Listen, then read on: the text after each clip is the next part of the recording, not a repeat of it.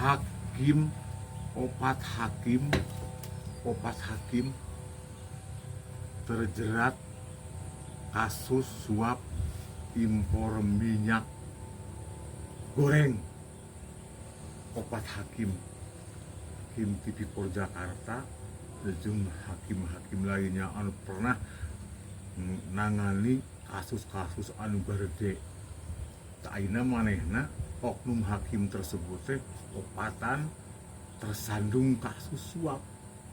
Dek dikumahakeun ari kasus anu geus puguh anu gede, anu geus puguh nampak, anu geus puguh korupsina gede, anu bener-bener korupsina nyaan nya, anu bener-bener geus kasalahanna gede nyaan. Kumaha eta maneh oknum hakim nya. Aing bari ngomong bari nyumput seueur anu ngadengekeun, seueur aya anu ngadengekeun eta opat hakim tah ayeuna teh tersandung kasus suap korupsi, kasus suap impor minyak.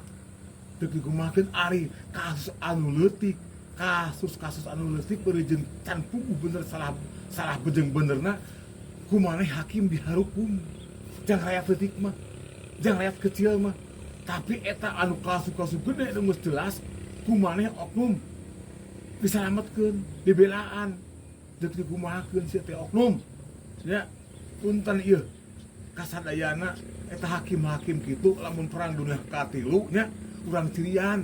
Eta oknum hakim, oknum polisi lamun perang dunia katilu urang cirian.